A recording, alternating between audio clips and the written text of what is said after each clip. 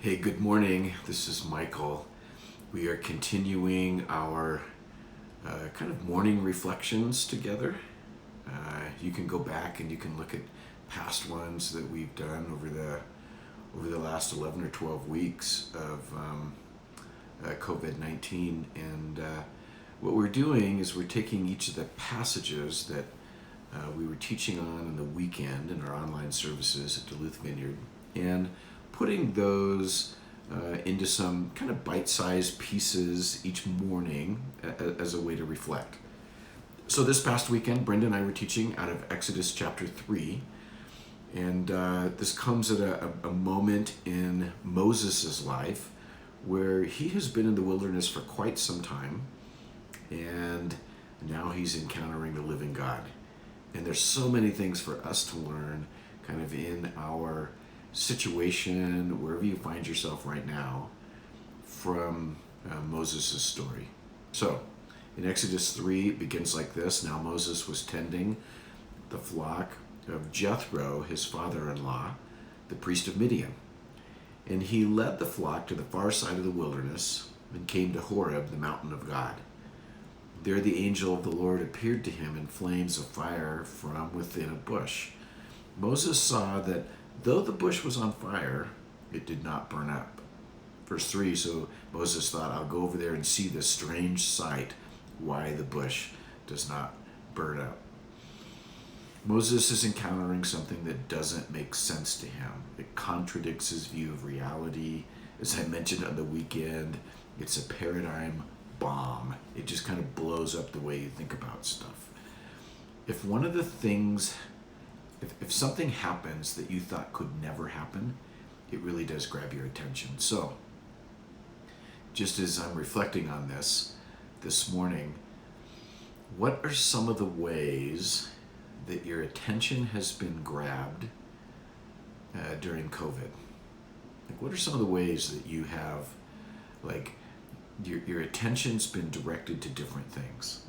Now, for me, what I find is that my attention kind of gets redirected, like, what's going on here, what's happening? And then you press into it for a few days or hours or weeks or a couple of months, and you're like, I can't handle this anymore. And so then you just go binge watch a new show that you didn't know existed. Some of my friends have been telling me about some of the best shows that I've never watched or heard of, that are like almost ancient. Like, they're using little flip phones and pagers in the shows.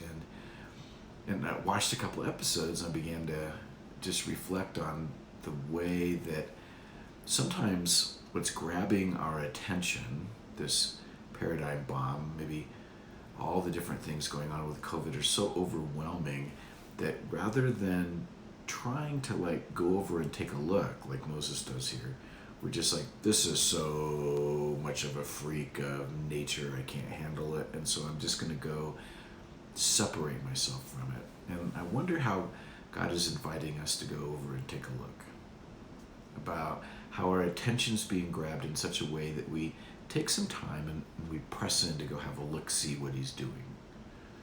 This week, like right now, I've decided to kind of take some time for some silence and solitude, to pull away a little bit, to pull back. And so you can tell I'm in a little different setting. I'm at a friend's cabin, and I just wanted some time to like allow my attention to not be fully distracted, to practice some age-old disciplines of Christianity, silence and solitude, and lean into some of what God might have.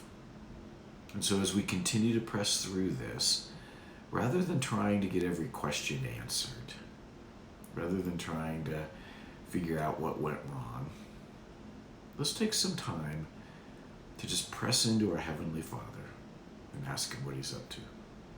And Lord, as we press in to meet with you in your graciousness, because of your amazing mercy, would you meet us there in each and every moment? Have a great day.